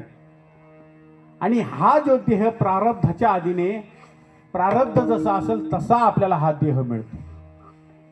काय झालं, असणारे भीष्माचार्य ज्यावेळेस सर्पंजली पडली, सगळ्यांनी महाभारत पाहिलेलं आहे. थोडक्यात सांगतो, आपल्याला वेळ नाही, की भीष्माचार्य सर्पंजली पडलेले आहे. आता महाभारताचं युद्ध समाप्त झालेलं आहे, आणि त्या ठिकाणी असणारी द्रौपदी, 5 पांडव आणि अधिक भगवंत स्वतः भीष्माचार्याला भेटायला गेले. सगळे भीष्माचार्यांना भेटण्यासाठी गेले, आणि भीष्माचार्यांना भेटल्यानंतर भीष्माचार्यांनी भगवंताला प्रश्न असा विचारला, अरे भगवंता म्हणे, मला आठवत नाही मी कुठलंही पापकर्म केलेलं कुठल्याच जन्मात. कारण की भीष्माचार्य हे योगभ्रष्ट होते. योगभ्रष्ट कशाला म्हणायचं, की त्याला त्या भीष्माचार्यांना त्यांच्या अगोदरच्या जन्मापासून आठवत होतं, पहिल्या जन्मापासून आठवत होतं. ते भीष्माचार्य जे होतो, तो जो अवतार होता तो प्रभास वसूंचा अवतार होता. त्यांनी प्रश्न असा केला की माझं चुकलं काय, की मला या बाणाच्या असणाऱ्या धनुष्य बाणावर भीष्माचार्य पडलेले होते ना, सर्पंजली. सगळ्यांनी पाहिलं असेल, नसन कोणी पाहिलं तर ते ऐकलं पण असेल, धनुष्य बाणाचे असे टोकदार आणि त्याच्यावर भीष्माचार्य पडलेले, आणि उत्तरायणाची वाट बघत होती. त्यांना उत्तरायणामध्ये देह ठेवायचा होता, कारण की त्यांना इच्छा मरण प्राप्त होतं. इच्छा मरण कायला म्हणायचं, की त्यांनी ठरवलं तेव्हा या पृथ्वी देहावरून जायचं. आपल्यासारखं नाही, कधी येईन सांगता येत नाही. त्यांना इच्छा मरण प्राप्त होत. असे 2च व्यक्ती होते या भूतालावर, त्यांना इच्छा मरण प्राप्त होतं. पहिले म्हणजे भीष्माचार्य, आणि दुसरे असणार शांतिबंब एकनाथ महाराज. तर त्या भीष्माचार्यांनी प्रश्न असा विचारला भगवंताला, की माझी कुठली गोष्ट चूक झाली, की माझ्या हातून कुठलं पापकर्म घडलं, पापकर्म कुठलं घडलं माझ्या हातून. भगवंताने सांगितलं, पहिला आठव म्हणे, तुम्ही प्रभास ऋषी होते म्हणे. प्रभास ऋषी, प्रभास ऋषीच्या अवतारामध्ये असणारे अष्टवसू ज्यावेळेस पृथ्वीवर आले, दत्त महाराज, आणि असणाऱ्या वशिष्ठ मुनींचा मोठा आश्रम होता, आणि त्या वशिष्ठ मुनींच्या आश्रमामध्ये एक कामधेनू प्रकारची गाय होती, आणि त्या असणाऱ्या प्रभास ऋषीच्या पत्नीला ती असणारी गाय आवडली. गाय फार सुंदर होती, पांढरी शुभ्र असणारी अशी गाय, तिचे काळे काळे डोळे होते, आणि ती खिलार जातीची, जुने आपण पहा अजून पण सुंदर गाया दिसतात, तशी प्रकारची कामधेनू होती. कामधेनू कशाला म्हणतात, तिला जी मागण ती गाय देणारी. अमृत त्या ठिकाणी तिचं दूध म्हणजे अमृतच होतं. आणि अशी असणारी गाय त्या असणाऱ्या कोण वशिष्ठ मुनींच्या ऋषींच्या आश्रमामध्ये ज्यावेळेस ते अष्टवसू सगळे फिरायला लागले, तर त्या प्रभास ऋषींच्या पत्नीला ती गाय आवडली, दत्त महाराज. आणि तिनं हट्ट धरला, आता नवऱ्याचा हट्ट, तिनं हट्ट धरला, आपल्याला ही गायच लागते. प्रभास ऋषी म्हणे की मुनिजन या ठिकाणी या आश्रमात नाही म्हणे, आपली चोरी होईल म्हणे, त्यांना न विचारताना. पण तिनं हट्टच धरला, आणि स्त्री हट्ट आणि बाल हट्ट हा सारखाच असतो. आणि त्या पत्नीच्या हट्टापायी त्यांनी काय केलं, की गाय त्या ठिकाणी चोरली. पहिलं पाप कोणाचं झालं, भीष्माचार्यांचं. मग परत भगवंत सांगायला लागले, भगवंत म्हणे भीष्माचार्य, तुम्ही ज्या वेळेस एका जन्मामध्ये चालत असताना तुम्हाला जखमी झालेला सरडा त्या ठिकाणी पडलेला दिसला, तुम्ही चांगल्या अंतकरणाने तुम्हाला वाटलं कोणाचा पाय पडेल तो सरडा मरण, तुम्ही चांगल्या गोष्टीनं तुम्ही उचलून धनुष्यबाणाने उचलला आणि तो बाजूला फेकला. तुम्ही चांगलं कर्म करायला गेले, पण तो फेकताना तुम्ही कुठं फेकता ते तुमच्या लक्षात आलं नाही, तुम्ही तो काट्याच्या सापावर तो फेकला गेला आणि त्या असणाऱ्या काय ते जे काटे होते त्याचे सुळे त्या सरड्याला घुसली. मग असणाऱ्या भीष्माचार्यांना ते आठवलं. मग भीष्माचार्य परत काय म्हणले दत्त महाराज, अहो म्हणे 2च तास तो सरडा जागला म्हणे, त्याला लगेच मुक्ती दिली म्हणे देवा तू, आणि मी इथं इतक्या दिवसाचा इथं पडलो म्हणे, त्याचं कारण काय म्हणे. सुंदर असं उत्तर त्या ठिकाणी भगवंतांनी दिलं. भगवंतांनी सांगितलं पूर्वजन्मामध्ये तू जे पाप केलं म्हणे त्याच्यानंतर किती जन्म झाले म्हणे, त्या एवढ्या जन्माचं आता हे व्याज आहे. अजून सोपं सांगू का, आपण एखाद्या बँकेत गेलो, बँकेत गेल्यानंतर आपण एखाद्या बँकेतून कर्ज काढल्यावर आपण काय करतो, त्याचं हप्ते भरताना त्याचं व्याज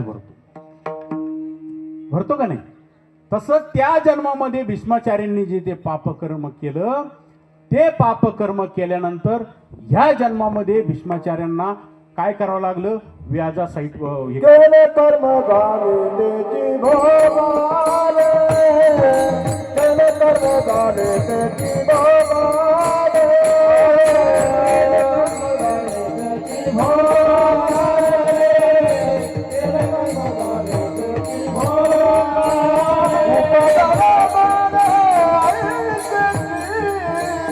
भोगाले. हरिमुक्ति गाता हरे ताली जिंदा, हरिमुक्ति गाता हरे ताली जिंदा, हरिमुक्ति गाता हरे ताली जिंदा, हरिमुक्ति गाता हरे ताली.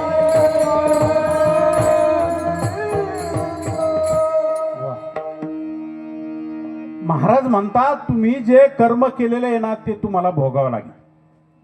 केलेलं कर्म तुम्हाला काय करावं लागेल, भोगावं लागेल. तसं भगवंताने सांगितलं की भीष्माचार्य तुम्ही काय केलं होतं त्यावेळेस ते तुमच्याकडून पापकर्म झालं, ते आता काय करावं लागेल, ते विस्ताराने फेडावं. पूर्वजन्मी पाप केले हे बहु विस्तारी, पूर्वजन्मी पाप केले हे बहु विस्तारी, विजय सुख जीवंता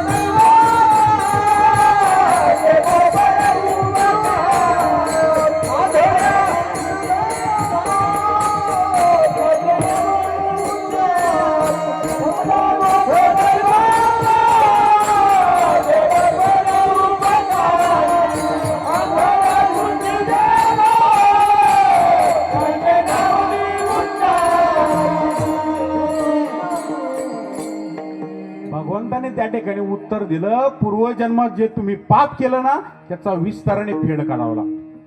जे तुम्ही पापकर्म पूर्वजन्मात केलं त्याचा या जन्मात काय करावं लागतो, विस्ताराने फेड करावा.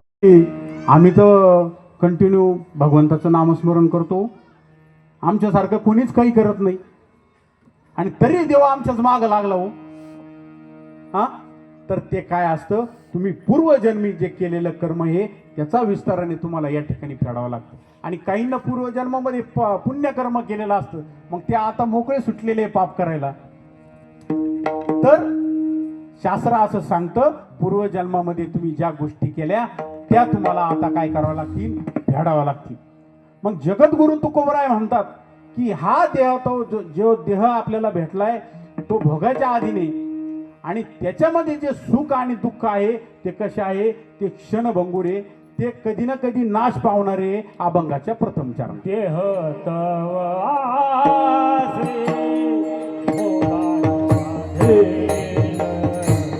देह तव आसे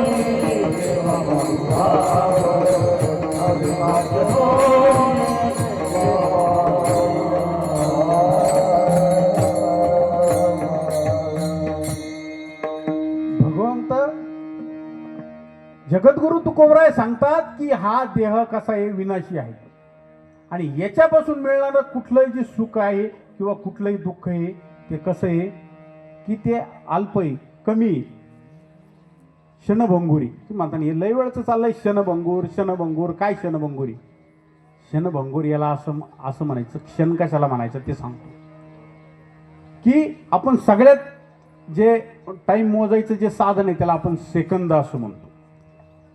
हा सेकंद आहे ना, तर त्याच्या बसला 100वा भाग, त्याला क्षण असं म्हणायचं. तो कसा मोजायचा?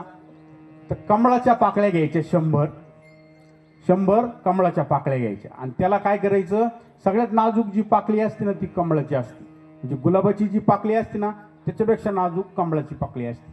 त्या कमळाच्या पाकळ्या एकावर एक अशा 100 ठेवायच्या आणि सुई घ्यायची आणि तिनं ते छेद करायचं. एका सेकंदामध्ये तो छेद होतो, म्हणजे टोचली जाते त्याला. मग त्या एका पाकळीला जेवढा वेळ लागतो व्हल पडण्यासाठी तेवढा वेळ म्हणजे क्षण. आणि दुसरी गोष्ट काय सांगितली? भंगूर. भंगूर म्हणजे नाश पावणे. भंगणे म्हणजे काय म्हणे? नाश पावणे.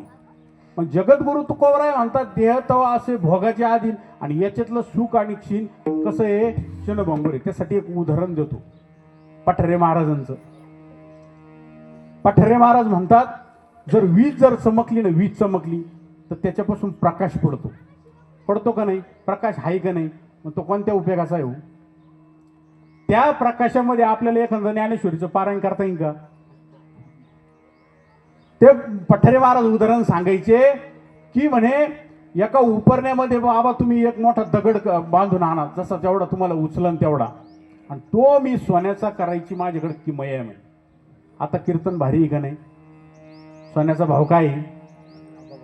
मग तेवढा दगड तुम्ही आज बाहेरून उपरण्यात बांधून आणा आणि तो मी काय करतो म्हणे, तर तो सोन्याचा करून देतो. पण त्याच्यासाठी 8 एक सांगितली.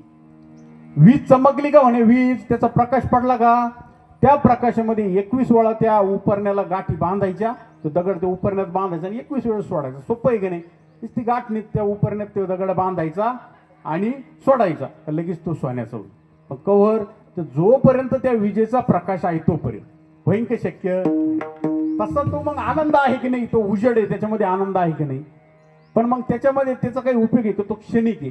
तसंच आपल्याला काय वाटतंय की मला या संसारामध्ये आमका धंदा केला का मला इतका पैसा मिळेल, आमके काम केलं का मला एवढं भेटन, हे सगळं क्षणिक आहे.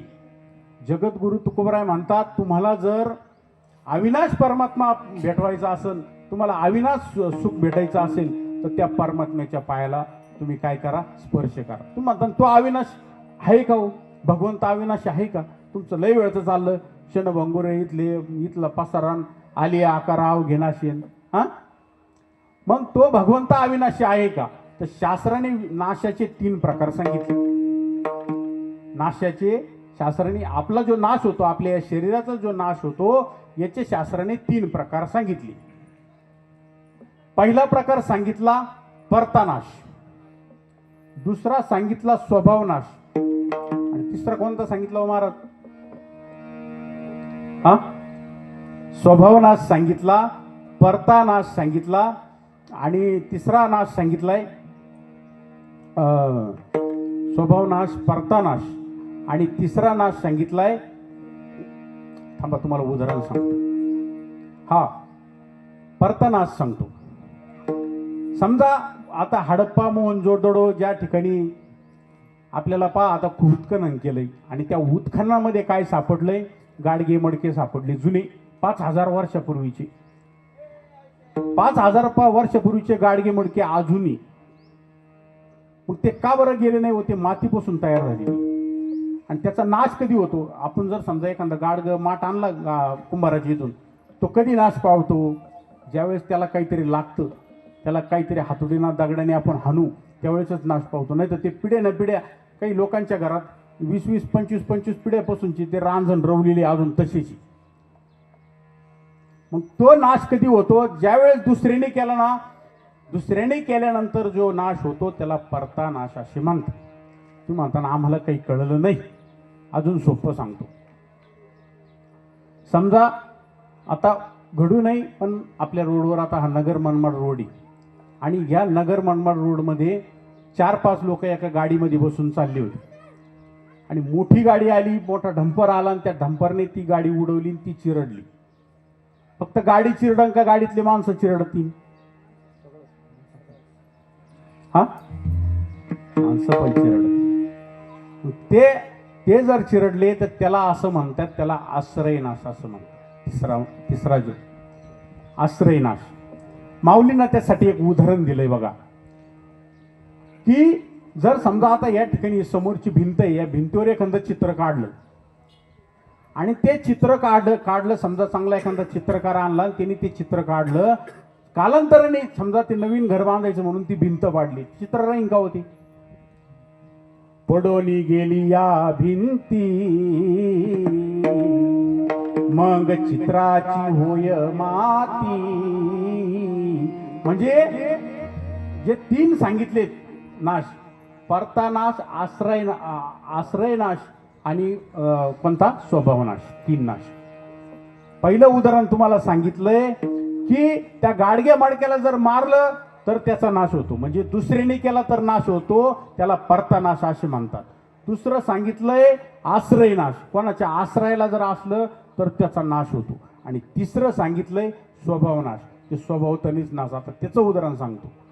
हे बाबा काय झालं, एक दिवस कोल्हारच्या बाजारला गेले, आंब्याचं सीझन होतं, आणि कोल्हारच्या बाजारामधून 2 डझन आंबे बाबांनी आणले आणि कपाटात ठेवले. आणि पोरं घेऊन पळतील म्हणे, पाहुणे यायचे, त्यांच्यासाठी आमरसाचा प्रोग्राम करायचा म्हणे. आणि अचानक त्यांना दुसरे बाबा भेटले, ते म्हणे आपण पंढरपूरला जाऊन येऊ 2-3 दिवस. त्यांनी त्या कपाटात आंबे ठेवलेले तसेच राहिले, ते पंढरपूरला गेले, तिकून आले. तोवर इकडं आंब्याचा काय कार्यक्रम झालेला होता. त्यांनी ते असणारं ते कपाट उघडलं, पोरांना विचारलं, का रे म्हणे याच्यातले आंबे कोणी खराब केले म्हणे?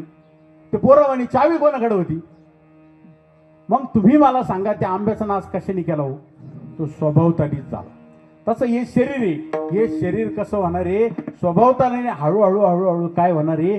जीर्ण होणार आहे, आणि त्याचा कधी ना कधी नाश होणार आहे. पहिली गोष्ट.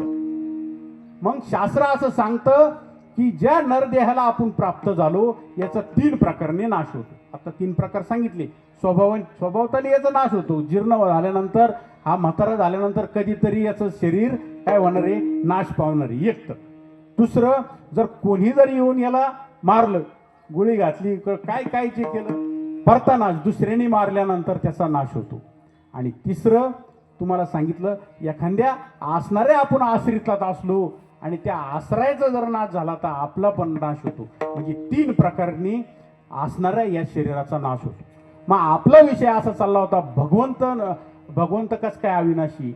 तर भगवंत अविनाशी कशामुळे? तर हे 3ही प्रकार भगवंताला लागू शकत नाही. पहिली गोष्ट घ्या, परतानाश. परता नाश करण्यासाठी, भगवंताचा नाश करण्यासाठी कोणी कोणी प्रयत्न केले हो. अहो, राम अवतारामध्ये असणाऱ्या ज्या त्राटिका होत्या त्या त्राटिकांसंग खरदूषण होती. त्या खरदूषणांपासून तर रावणापर्यंत किती जणांनी प्रयत्न केले त्या भगवंताचा वध करण्याचा, भगवंताचा नाश झाला नाही. असणाऱ्या कृष्ण अवतारामध्ये घ्या, ती सर्वात प्रथम भगवंताला मारण्यासाठी ती पुतना आली होती. तिनं काय सांगितलं, मी भगवंताला स्तनपान करीन म्हणेन, त्याच्यात विष भरीन आणि त्या भगवंताचा नाश करीन म्हणे. त्या पुतनेपासून तर त्या कंसापर्यंत अनेकांनी प्रयत्न केले भगवंताला मारण्याचा, पण ते भगवंताला मारू शकले नाही. म्हणजे त्या भगवंताच्या ठिकाणी परता नाश नाही. दुसरी गोष्ट सांगितली की आश्रयनाश. अहो, या भगवंताला आश्रयनाश कसा असन, तो कोणाच्या आश्रयाला नाही, आपणच त्याच्या आश्रयाला. चाले हे शरीर कोणाची असती, कोण बोलवित हरविन. या भगवंताशिवाय काहीच चालत नाही. हे पान त्याच्या सत्तेशिवाय हलत नाही आणि तो कोणाच्या आश्रयाला राहूच शकत नाही. तिसरा सांगितलाय भगवंताचा गुण स्वभावनाश. तो भगवंत निर्गुण निराकारी. तो आपल्यासारखं सगुण साकार रूप त्यांनी फक्त विटेवर असणाऱ्या उभा राहून घेतलं, परंतु भगवंत कसा आहे, निर्गुण निराकारी. तुझ सगुण मनो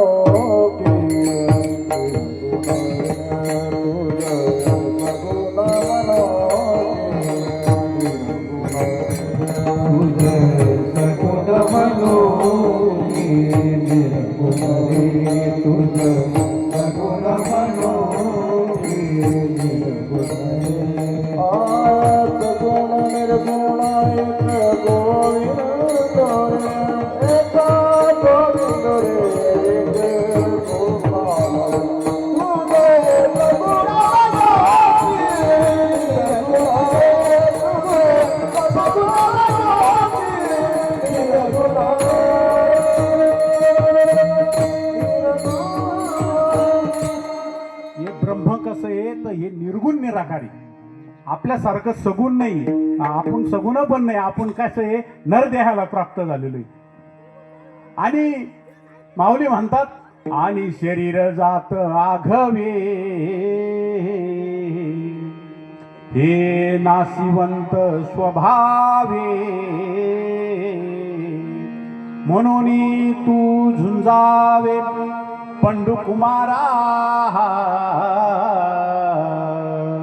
भगवंत म्हणतात, हे शरीर जाता आगवी नाशिवंत स्वभावी. या शरीराचा स्वभाव काय आहे, नाश पावणी. ज्यावेळेस भगवंतासमोर अर्जुन उभा होता आणि अर्जुनाने सांगितलं की मी आता काही लढाई करीत नाही सतीश भाऊ, हे सगळे माझ्या समोर चुलते माझे गुरु आहेत, द्रोणाचार्य, कृपाचार्य, भीष्माचार्य, आणि हे सगळे माझे भाऊ आहेत म्हणे. कोण असणारे कौरव, यांच्या संग मी लढू कसं. तर त्यावेळेस भगवंतांनी सांगितलं, आणि शरीर जाता आगवी नाशिवंत स्वभावी. कधी ना कधी त्यांचा नाश होणारी. असं नाही का तू मारल्याने ते मरशील. म्हणून तू काय कर, तर तू युद्ध कर, परी तू झुंजावे पंडुकुमारा. म्हणून जगद्गुरु तुकोबराय म्हणतात, हे तिन्ही प्रकारचे हे स्वभाव, जर या शरीराचा नाश होतो, ज्याचा नाश होत नाही तो अविनाशी आहे. आणि काय करा, त्या अविनाशी परमात्म्याचे काय करा, पाय धरा अभंगाच्या दुसऱ्याच्या. अविनाच्या जोडी देवा पायी भाव, अविनाच्या जोडी देवा पायी भाव, अविनाश जोडी देवा पायी भाव, अविनाश जोडी देवा पायी भाव, अविनाच्या जोडी देवा पायी भाव, अविनाच्या जोडी देवा पायी भाव, अविनाश जोडी देवा पायी भाव, अविनाश जोडी देवा पायी भाव. कल्याणाचा ठाव सकलही, कल्याणाचा ठाव सकलही, अविनाश जोडी देवा पायी भाव, अविनाश जोडी देवा पायी भाव. कल्याणाचा ठाव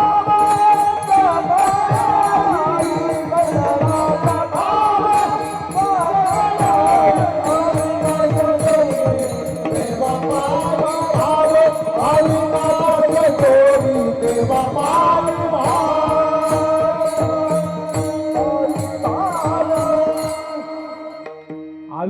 जोडी देवापायी भाव. तुम्ही म्हणता भगवंत अविनाशी आहे, त्याचे पाय जोडायचे, हे भाव काय भानगड? कारण की आता फक्त भावच राहिला नाही, बाकीच्या सगळ्या गोष्टी.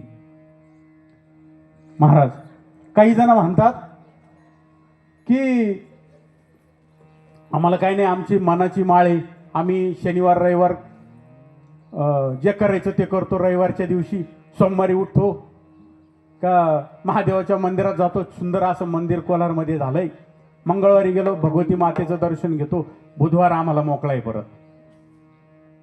परत गुरुवार गेला का परत शुक्रवार आम्हालाही.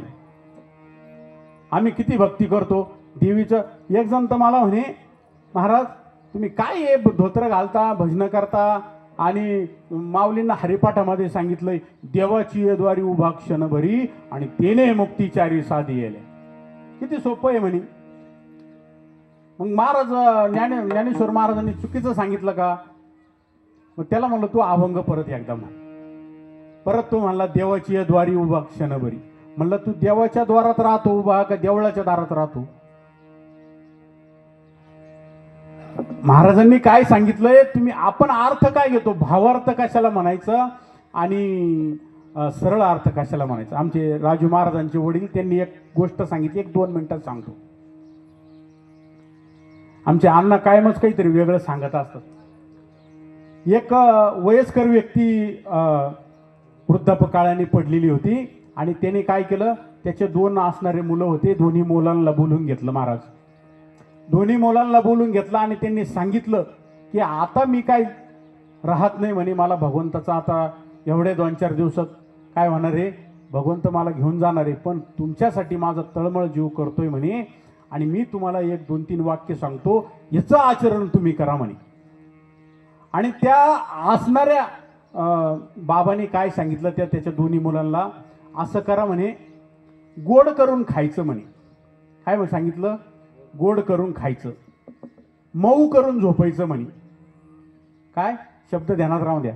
मऊ करून झोपायचं, गोड करून खायचं, आणि गावोगावी माड्या बांधा म्हणे. काय सांगितलं दत्त महाराज?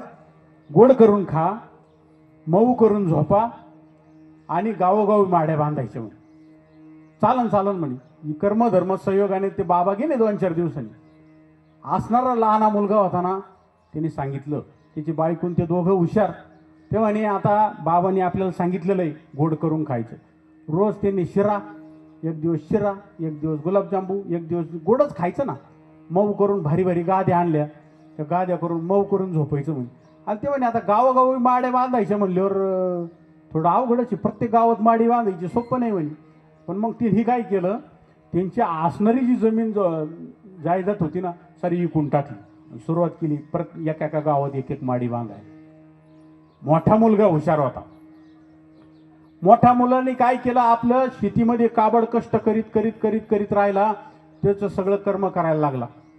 त्याचं कुटुंब, तो आपला आज शेती होती, शेतीमध्ये काय मिळेल तेवढं करायचा, खायचा, त्याचं कुटुंब व्यवस्थित चाललं होतं. इकडं येणे काय केलं, हा सगळं विकून टिकून झालं तर येणे एकच लावून धरलं, रोज गोड करून खायचं. आणि ही संपत्ती जी असती ना, ती चंचल असती, आणि ती संपत्ती त्याची त्या ठिकाणी समाप्त झाली. तो इकडं तिकडं कामाला जायला लागला. एक दिवस त्याच्यावर असा प्रसंग झाला, तर आत्ताचा काळातला नाही, तो जुना अनुभवी. त्यावेळेस आता असं उपशी कुणी मरत नाही. एक दिवस असं झालं, त्याला 2-3 दिवस जेवणच मिळालं नाही दत्त महाराज. आणि मग त्याला वाटलं आता आपल्या भावाकडे जावा, आणि तो मोठ्या भावाकडे गेला आणि त्याला त्याने सांगितलं की मला आता जेवायचं म्हणे, मला 3 दिवसापासून कण नाही म्हणे भाकरीचा. तो म्हणे माझ्याकडे नियम असा आहे म्हणे, कष्ट केल्याशिवाय मी कोणाला काही देत नाही. असं कर म्हणे, ती जमीन तुझी मीच विकत घेतलेली म्हणे, असं कर, त्या जमिनीचे बांध फुटलेत म्हणे, खोरं घे, कुदळ घे, काय कर ते बांध काय कर म्हणे, बुजव म्हणे. 2 वाजता मी तुझा डबा घेऊन येतो. आता हा 2 दिवसापासून उपाशी, 2-3 दिवसापासून हा उपाशी, कस्तरी गेला खांदून त्याचं ते काम चालू झालं. याने काय केलं, याच्या बायकोला सांगितलं की आपल्या घरात जे 3-4 दिवसापासून आंबट जे दही आहे ना म्हणे, त्याचं ताक काढ म्हणे, एकदम आंबट, आणि 2 दिवसापूर्वीच्या वाळलेल्या बाजरीच्या भाकरी आण म्हणे, त्याच्यात ते भिजू घाल म्हणे मोठ्या भावाने. आणि लाल गोळा आहे ना मिरचीचा म्हणे, ठेसून तयार कर म्हणे. तो डबा घेऊन गेला तिथं. बघा बरं का, 2 दिवसाच्या भाकरी आणि ठेचा आणि ते असणारं दही ताक झालेलं 2-3 दिवसाचा आंबट तो घेऊन गेला. आता हा वाटच बघत होता 3 दिवसाचा उपाशी नव्हू शिवाय काम केलं. हा गेला तो म्हणे आणला का दादा डबा. त्यांनी धरलं तसं गपा गपा गपा गपा गपा ते खाऊन घेतला. आता तो उपाशी 2-3 दिवसाचा. आणि ते खाऊन घेतल्यानंतर काय झालं तिथंच बाबळीचं झाड होतं. तो पोटभर खाल्लं गपा गपा त्याला आली झोप. त्या ढेकळातच तो झोपला माऊली. आणि तो झोपल्यानंतर मग तो झोपेतून उठला आणि मग रडायला लागला भावापशी का माझं काय चुकलं म्हणे. बाबांनी सांगितलं ते मीच ऐकलं म्हणे. मग त्यांनी सांगितलं बाबांनी काय सांगितलं होतं गोड करून खा. तुम्ही जे कष्ट करताना तुम्हाला त्या कष्टापासून जी भाकर मिळेल ना ती तुम्ही गोड करून खा. त्याचा भावार्थ होता. मऊ करून झोपा म्हणजे तुम्हाला ढेकळत जरी झोपायची पाळी आली तरी तिथं मऊ करून तुम्ही झोपा. आणि गावोगावी माडी बांधा म्हणजे काय करा की तुम्ही संबंध असे जपा. प्रत्येक गावामध्ये तुम्ही काय करा संबंध जपा, सोयरे जपा, काय करा मित्र जपा, चांगली लोक तुमच्या सानिध्यात हे करा. अशा आशयाचं त्या वडिलांनी सांगितलं. म्हणून यो भाव सांगितला. आपण काय घ्यायचं असतं तसं त्या माणसाने काय घेतला की देवाची अद्वारी उभा क्षणवरी म्हणजे फक्त रोज गाडीवर जायचं भगवतीच्या देवीच्या मंदिरापुढं चपला पायातून अर्ध्याच काढायच्या असं असं करायचं तर चालला. याने भगवंत तुम्हाला भेटणार आहे का. तर त्या द्वारात जायचं भगवंताच्या द्वारात जायचं म्हणजे काय करायचं भगवंताला आपल्या असणाऱ्या हृदयात साठवायचं म्हणजे काय करायचं. त्याच्यासाठी तुमचं जे चित्त आहे ते काय करावं लागेल शुद्ध करावं लागेल. आणि ते चित्त शुद्ध केल्यानंतर त्या चित्त शुद्ध आपल्या चित्तामध्ये अनेक गोष्टी आहे संसाराच्या. उगाच कोणाच्या चित्तात भगवंत राहायला मोकळा आहे का. हनुमंताने भगवंताला आपल्या असणाऱ्या छाती फाडली आणि आपल्या शरीरामध्ये काय केलं होतं भगवंताला स्थान दिलं होतं. संत शिरोमणी सावता महाराजांनी बी काय केलं होतं की आपलं असणारं इळेने टरटरा आपलं पोट फाडलं आणि त्या असणाऱ्या भगवंताला लपण्यासाठी जागा दिली होती. पण ते कधी जागा निर्माण होती की ज्या वेळेस आपलं चित्त शुद्ध असेल. जर चित्त तुमचं शुद्ध नसलं तर त्या ठिकाणी भगवंत राहू शकत नाही. तुका म्हण चित्त करारा निर्माणा,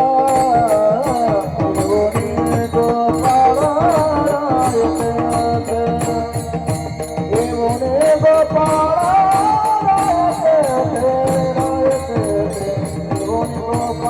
रायते, येऊनी गोपाळा रायते, येऊनी गोपाळ रायते.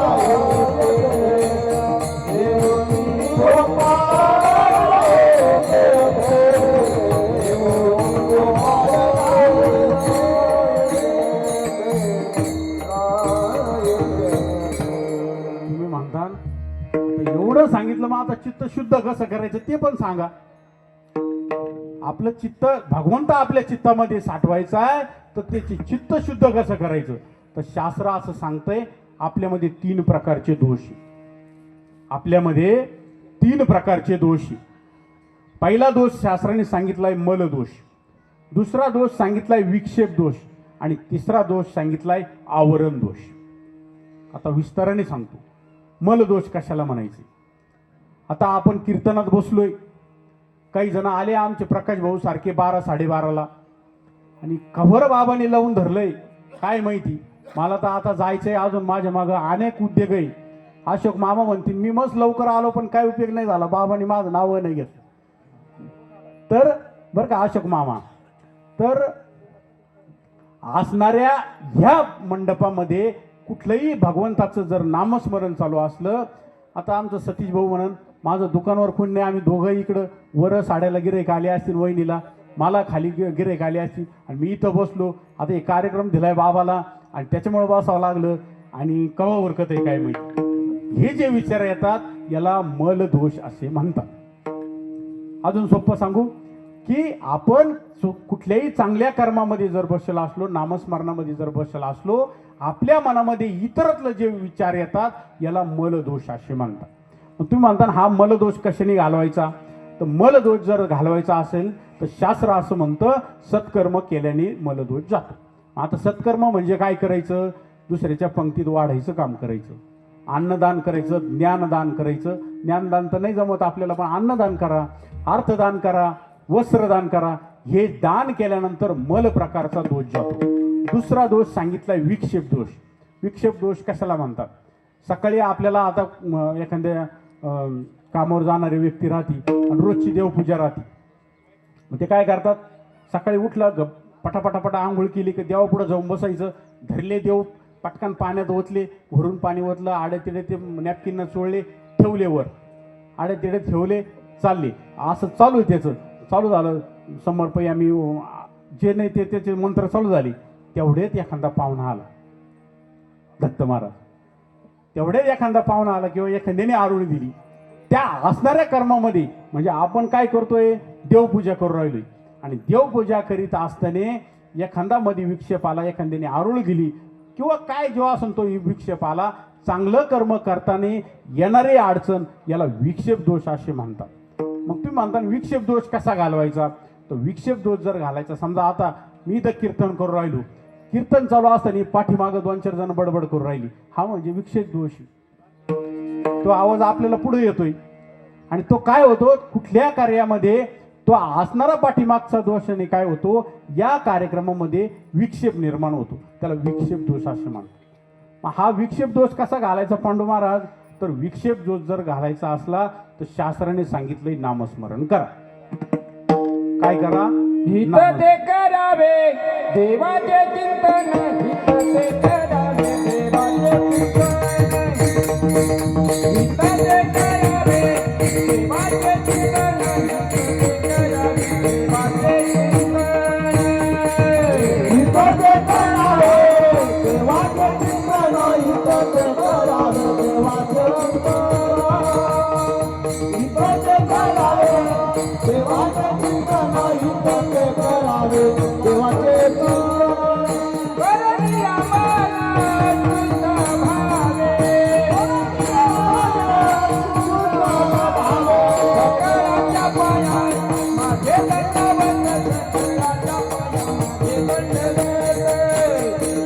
सकळाच्या पायात माझे दंडवत, सकळाच्या पायात माझे दंडवत, सकळाच्या पायात माझे दंडवत, सकळाच्या पायात माझे दंडवत.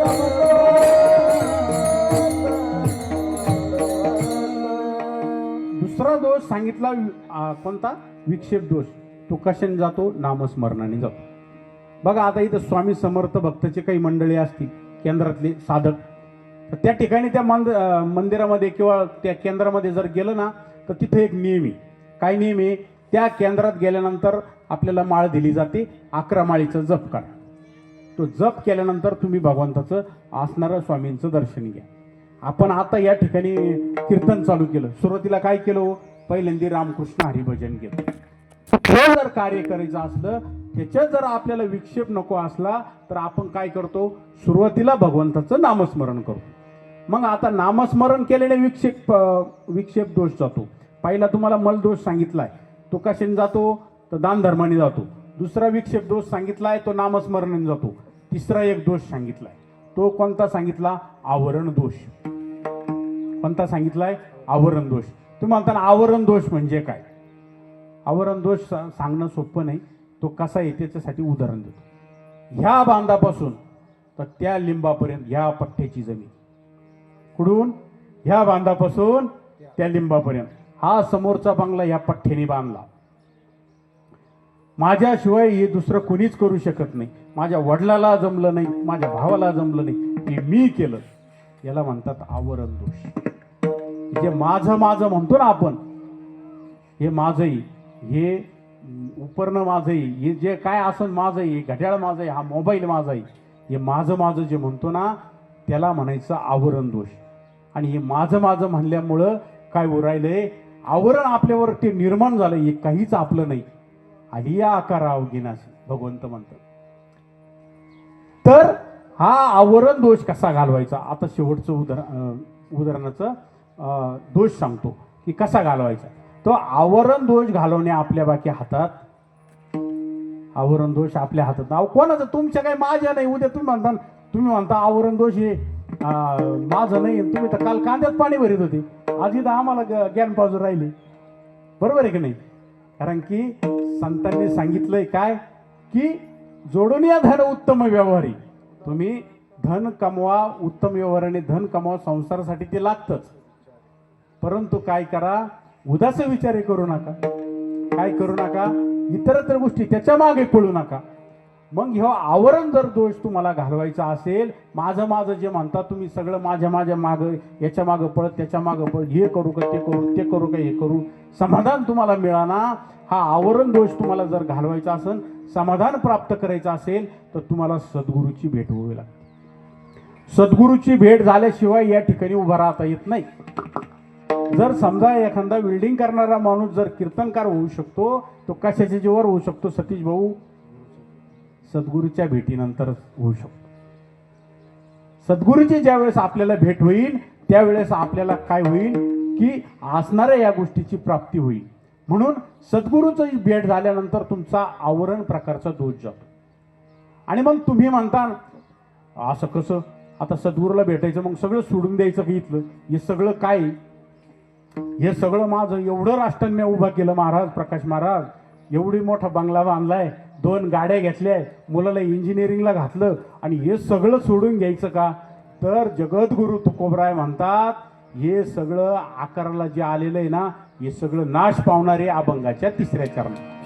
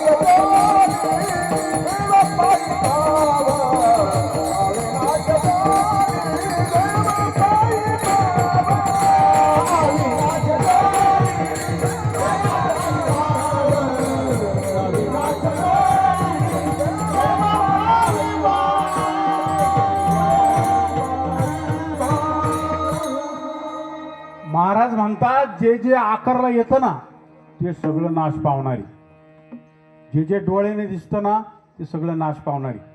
आता हा माईक आहे किंवा हे स्टँड आहे, हे लोखंडाचं आहे, तू म्हणता याला कधीच नाश नाही. ज्यावेळेस याची क्लिप खराब होईल ना, तर आमचे असणारे विशाल भाऊ काय करतील माहिती आहे का, ते लगेच भांगारमध्ये टाकतील. त्यांची मस्त भारी सिस्टीम आहे, पण ते क्लिप खराब झालेले स्टँड ठेवतील का विशाल भाऊ? ठेवता का? ज्या वेळेस या माईकची क्लिप खराब होईल स्टँडची, त्यावेळेस ते भांगारामध्ये जाईल. भांगारमध्ये गेलं का त्याचं पाणी होणार. कुठली गोष्ट घ्या, कापड घ्या, असणारं कोणती गोष्ट घ्या, हे माझ्या अंगावरचे कपडे किती दिवस घालणार? 4 दिवस, 8 दिवस. जे जे आकारला येतं, जगद्गुरु तुकोबराय म्हणतात, जे जे डोळ्याने दिसतं ना, ते सगळं नाश पावणारी. मग जे दिसत नाही तेच अविनाशी, ते म्हणजे कोण? भगवंत. मग काय करा, तर अविनाश जोडी देवा पायी भाव, आणि कल्याणाचा, तुमचं कल्याण जर करायचं असेल, तुमचं कल्याण जर करायचं असेल तर काय करा, त्या कल्याणाचं काय करा, त्या भगवंताचं काय करा, नामस्मरण करा. म्हणून एकदा आपण काय करू, त्या भगवंताचं मोठ्याने सगळ्यांनी काय करू, भजन करू. सगळ्यांनी वर हात करायचे, आणि सगळ्यांच्या वर हात झाल्याशिवाय भजन चालू होणार. सगळ्यांनी वर करा, महिला मंडळ, पुरुष वर्ग सगळे, आणि मोठ्याने भगवंताचं नामस्मरण करा. विठोबार कुमारी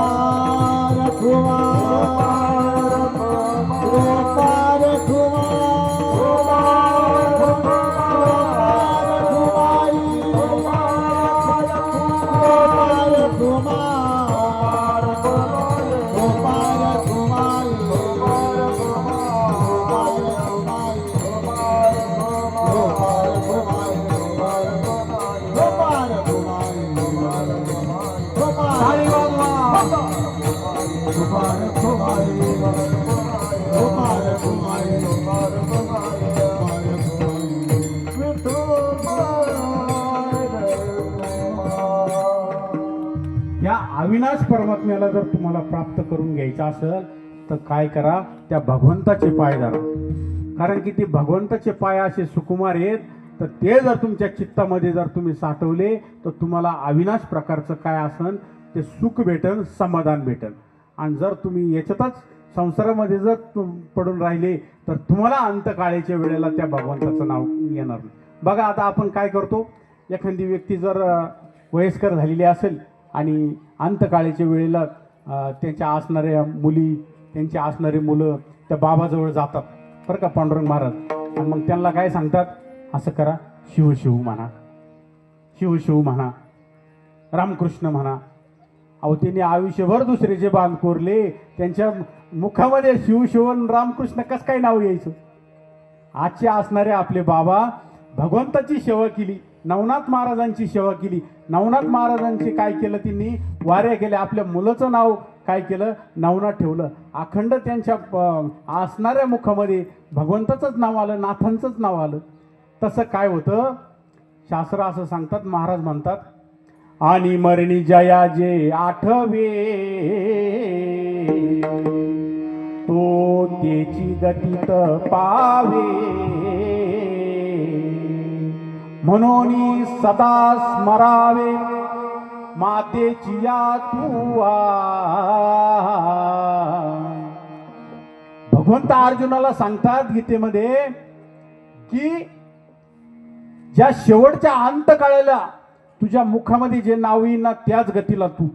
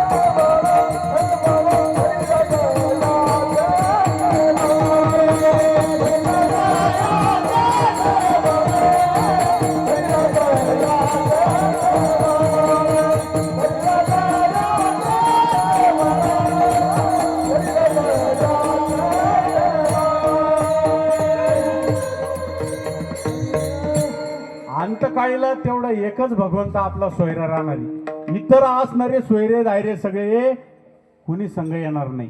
मग काळ येईल अंतकाळी प्राणप्रयाणाचे रे, काळ येईल अंतकाळी प्राणप्रयाणाचे रे, काळ येईल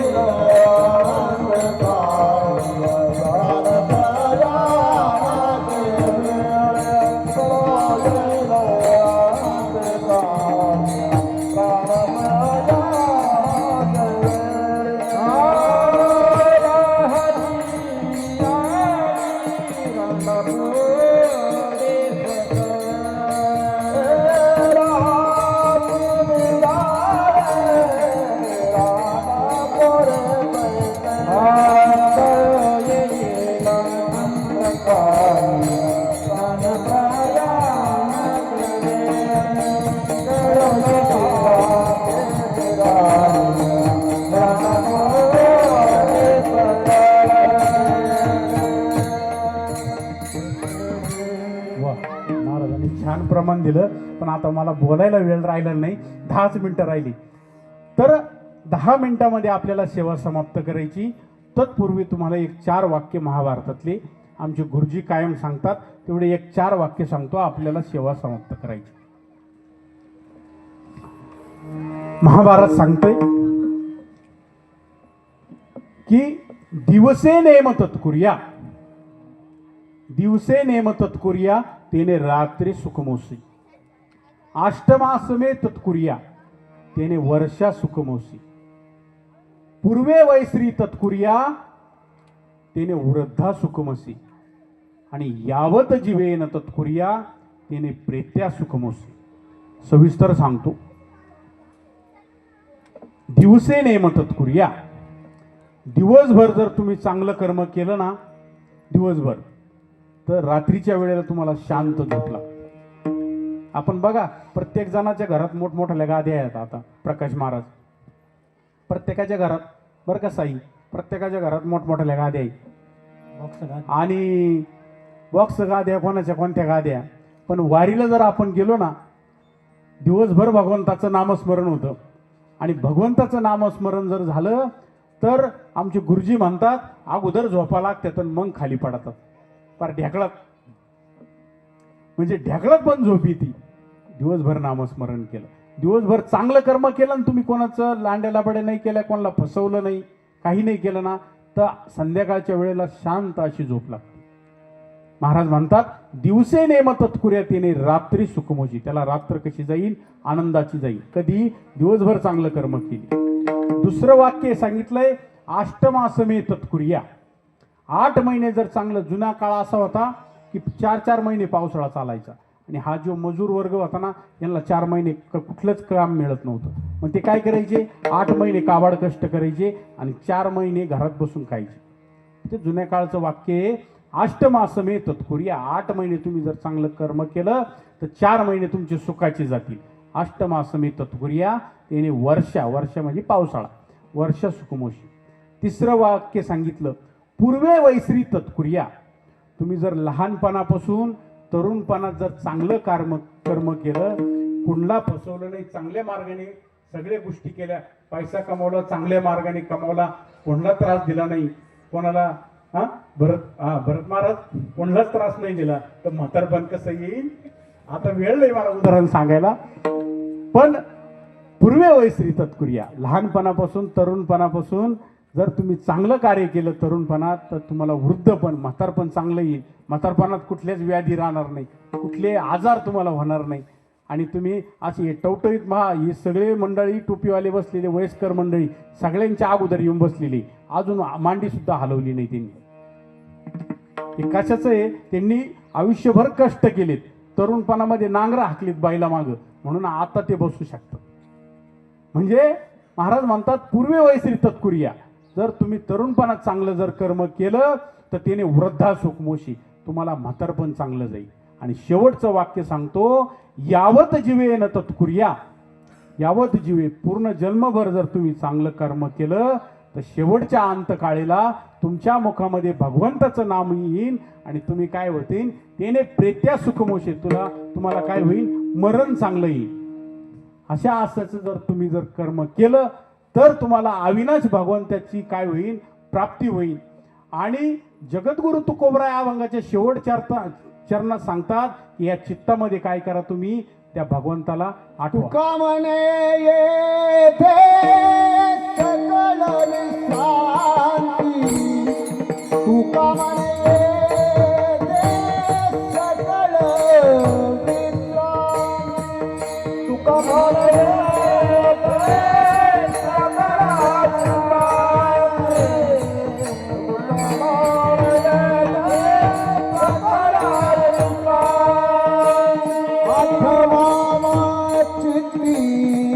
नारायण, आठवावा चित्ती नारायण, आठवावा चित्ती नारायण, आठवावा चित्ती नारायण, अविनाश योनी देवा पायी भाव,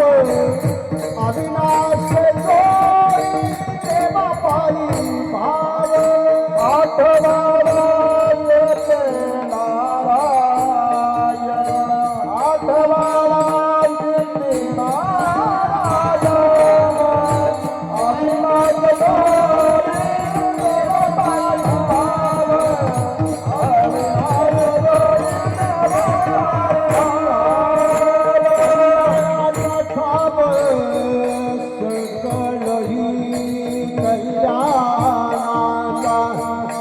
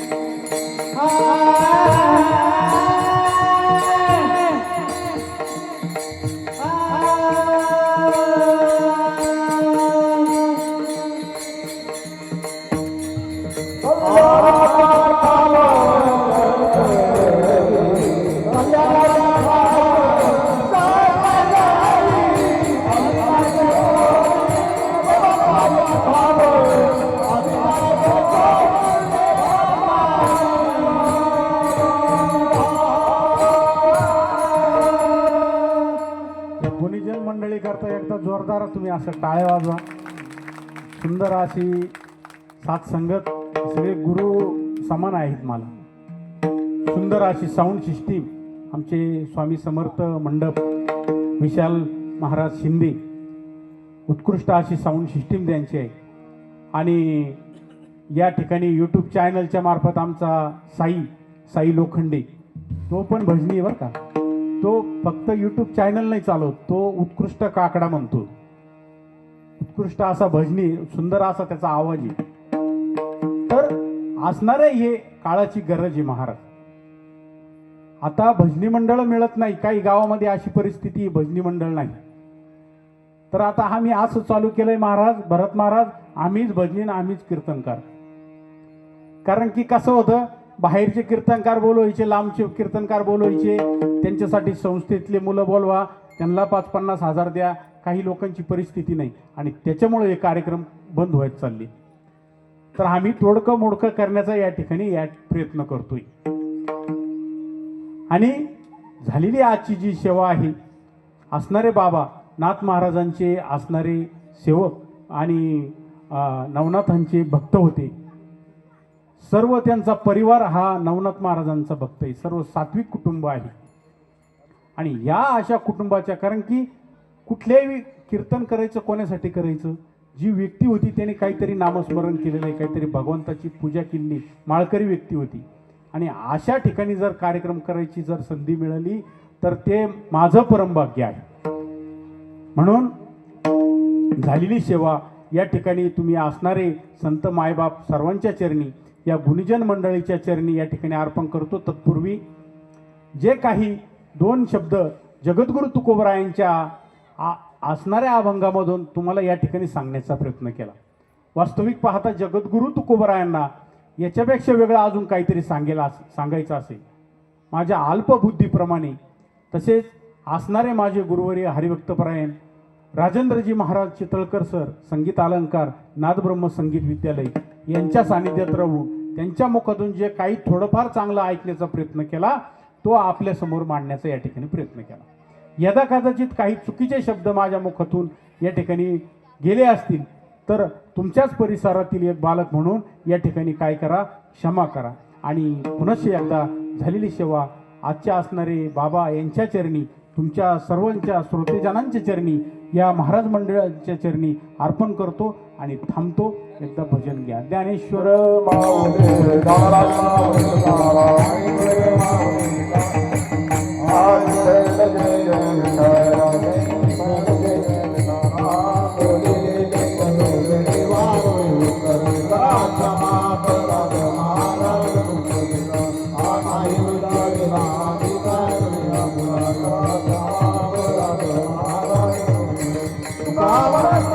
चला